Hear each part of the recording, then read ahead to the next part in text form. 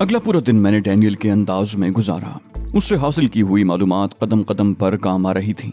वहाँ मौजूद हर शख्स को मैंने डैनियल के बयान करदा हुलिये की रोशनी में पहचान कर उसे उसके नाम से मुखातिब किया था और हर एक से इस अंदाज में मिला था जिस तरह डैनियल मिलता था।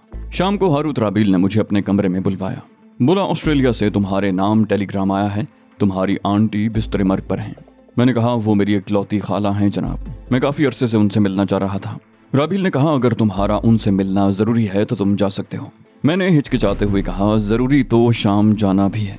राबील बोला, तुम ऑस्ट्रेलिया से होते हुए वहाँ आ जाना, मैंने ऑलिव हावर्ड से पूछ लिया है, उसे भी इस पर कोई एतराज़ नहीं है। तमाम ज़रूरी तैयारियां करके अगले रोज़ शाम के वक्त मैं ऑस्ट्रेलिया के लिए परवाज़ कर गया। ऑलिव हावर्ड ने मेरी बाहिफाजत रवानगी के लिए खुसूसी इंतजामात किए थे।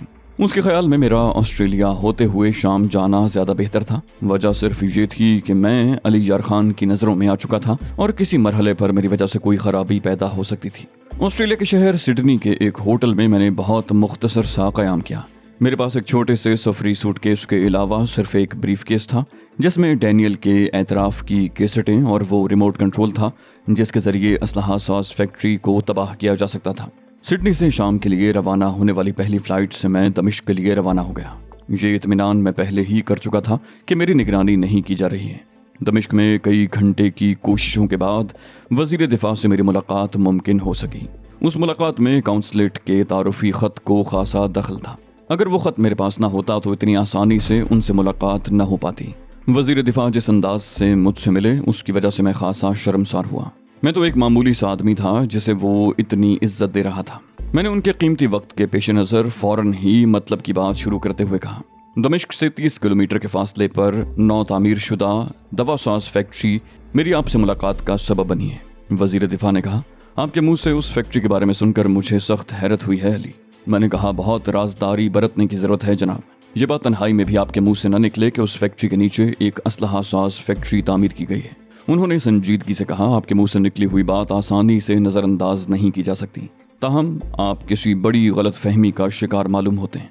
मैंने ब्रीफकेस से कैसेट और टेप रिकॉर्डर निकालते हुए कहा, मैं सबूत समेत हाजिर हुआ हूँ जनाब। ये कैसेट वो थी जिसमें फैक्ट्री से मुतल्लिक डैनियल के इंकशाफात थे। मैंने बिल्कुल इब्तिदा से कैसेट चला दी। इब्तिदा में तो वज़ीर दिफा के चेहरे से कदरे बेजारी ज़ाहिर हो रही थी, लेकिन रफ्ता रफ्ता उनके चेहरे से दिलचस्पी ज़ाहिर होने लगी और फिर इस दिलचस्पी की जगह तशवीश ने ले ली। मैंने फैक्ट्री के बारे में डैनियल के एतराफ़ात मुकम्मल होने पर टेप रिकॉर्डर ऑफ करते हुए कहा, अब आप क्या फरमाते हैं जनाब? बोले, तुम फौरी तौर पर मिलिट्री इंटेलिजेंस के सरबराह से मिल लो, इस मामले का फैसला वही कर सकेगा। उन्होंने हॉटलाइन पर इंटेलिजेंस के सरबराह से रब्ता कायम किया। आधे घंटे के बाद मैं मिलिट्री इंटेलिजेंस के सरबराह के दफ्तर में बैठा हुआ था। उसने पूरी तवज्जो से मेरी बातें सुनी और फिर खुद वो कैसेट भी सुनी। उसने पुरसकून अंदाज में मुझसे कहा, आपके पास इस सिलसिले में क्या तजवीज़ है? मैंने कहा, मेरे पास रिमोट कंट्रोल मौजूद है, मुझे किसी की इजाज़त की ज़रूरत नहीं है। मैंने महज इसलिए आप लोगों से रब्ता कायम किया कि मकामी तौर पर किसी का कोई नुकसान न होने पाए। उसने बेताबी से कहा, ठीक है, हम इंतज़ामात कर लेंगे, कौन सा वक्त मुनासिब रहेगा? मैंने कहा, कल वो यहाँ पहुँचेंगे और शायद एक आध रोज़ में ही वो फैक्ट्री का बाकायदा इफ्तिताह करेंगे। बस वही वक्त मुनासिब रहेगा, उस वक्त वहाँ सब मौजूद होंगे।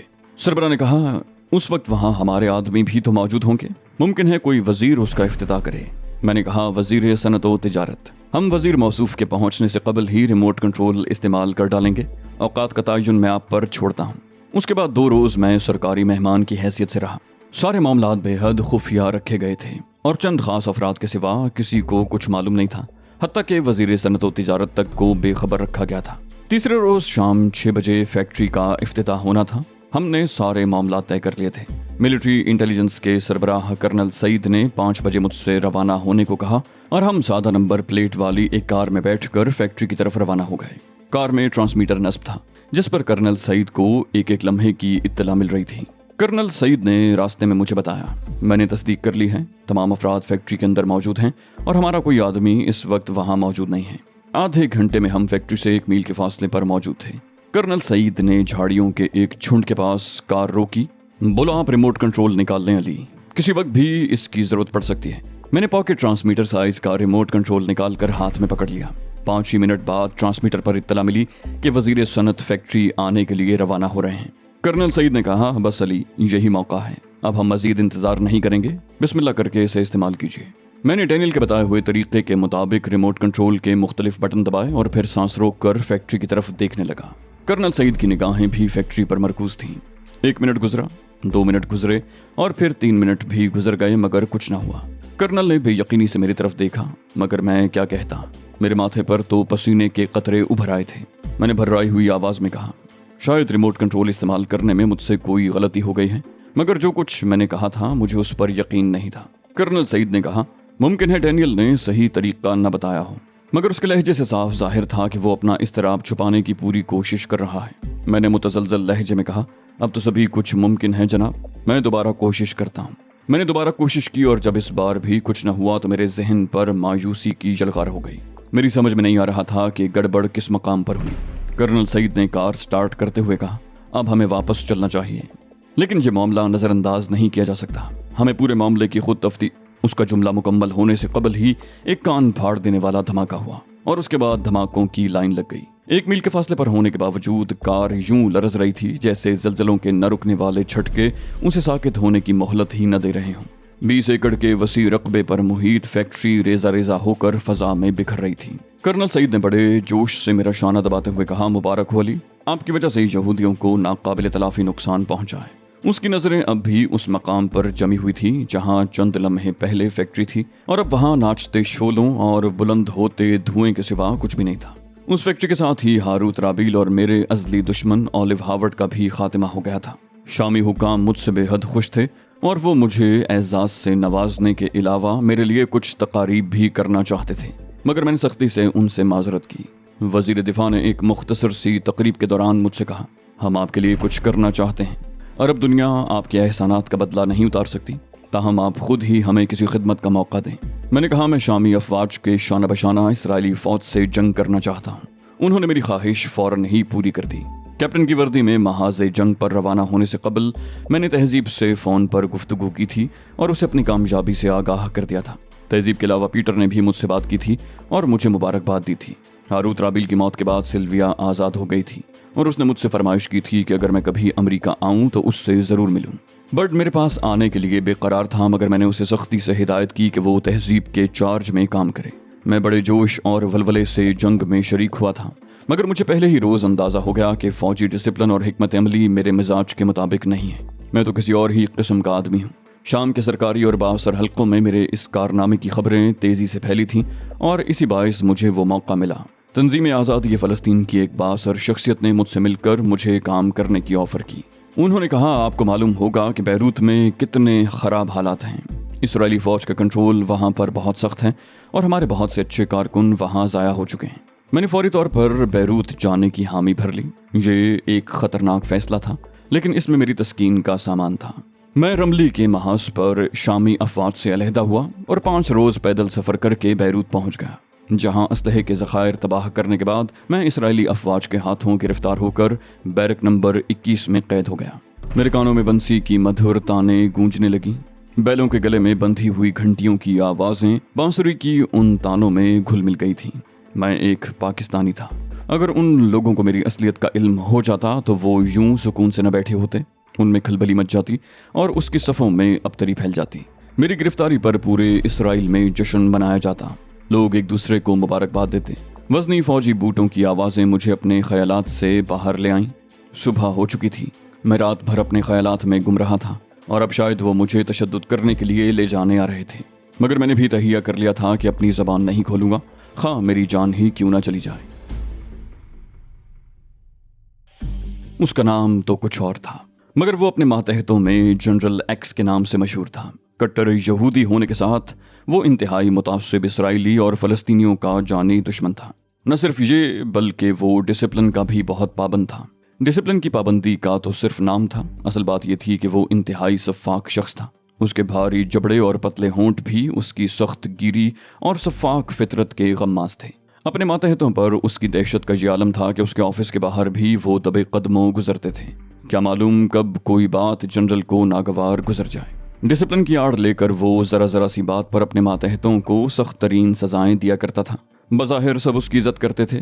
کسی فوجی تنظیم میں اپنے آفیسر کی عزت نہ کرنے کا سوال ویسے بھی پیدا نہیں ہوتا تھا، لیکن در حقیقت اسرائیلی فوج میں کوئی ایک شخص بھی ایسا نہیں تھا جو اس کی عزت کرتا ہو۔ اس کے برعکس ہر ایک اس سے نفرت کرتا تھا۔ انتہا تو یہ ہے کہ اس کے سینئرز بھی اسے اچھی نظروں سے نہیں دیکھتے تھے، مگر ان میں بھی یہ مجال نہیں تھی کہ اس سے اختلاف کر سکتے۔ اختلاف کرنا تو دور کی بات ہے، وہ اس سے نظریں ملا کر بات بھی نہیں کر سکتے تھے۔ وہ اتنا ہی خود سر تھا۔ اسرائیل کے اعلیٰ حکام نے بھی اس کی طرف سے آنکھیں بند کر رکھی تھیں۔ آنکھیں بند کرنے کی سب سے بڑی وجہ یہ تھی کہ انہیں فلسطینیوں کو کچلنے کے لیے ایسے ہی سفاک لوگوں کی ضرورت تھی جو فطرتاً درندے ہوں۔ درندے کو بھی شاید کبھی کبھار کسی پر ترس آ جاتا ہو، لیکن جنرل ایکس کی لغت میں ترس یا رحم کا لفظ تھا ہی نہیں۔ وہ تو لوگوں کی حالت قابل رحم بنا کر لطف اندوز ہونے کا عادی تھا۔ یوں تو اسرائیل کا ہر فوجی درندہ صفت تھا، اور ان کا کام ہی یہ تھا کہ جس طرح بھی ہو مظلوم فلسطینیوں کو کچل کر رکھ دیا جائے، مگر وہ کھل کر ایسا نہیں کر سکتے تھے۔ آخر انہیں دنیا والوں کو بھی تو منہ دکھانا تھا، خود کو انصاف پسند کہلوانا تھا، اور اس مقصد کے حصول کے لیے ضروری تھا کہ فلسطینیوں کو دہشت گرد ثابت کیا جائے۔ فلسطین کے مظلوم عوام اپنی بقا کی جدوجہد کرتے تو انہیں دہشت گرد قرار دے دیا جاتا۔ دنیا والوں نے اپنی آنکھیں بند کر رکھی تھیں۔ غاصب یہودیوں کو نہ صرف یہ کہ غاصب نہیں کہا جاتا تھا، بلکہ بیشتر عالمی اقوام نے اسرائیل کو یہودیوں کا وطن تسلیم کر لیا تھا۔ لیکن ان تمام باتوں کے باوجود اقوام متحدہ پر کچھ ذمہ داریاں عائد ہوتی تھیں۔ تیسری دنیا کے ممالک اور خصوصاً اسلامی ممالک سراپا احتجاج بن گئے تھے۔ فلسطین میں اسرائیلی فوج کے مظالم پر مزید خاموشی اختیار کرنے سے اقوام متحدہ جیسے ادارے کی پوزیشن مزید خراب ہونے کا اندیشہ تھا۔ چنانچہ جنگی قیدیوں پر اسرائیلی فوج کے مظالم کا جائزہ لینے کے لیے اقوام متحدہ نے ایک 6 رکنی کمیٹی تشکیل دی تھی۔ اس کمیٹی میں ایک ایسا شخص بھی شامل تھا جو اپنی غیر جانبداری کے لیے پوری دنیا میں مشہور تھا۔ جنرل ایکس کو اطلاع دے دی گئی تھی کہ اقوام متحدہ کی کمیٹی قیدیوں کی حالت کا جائزہ لینے آ رہی ہے۔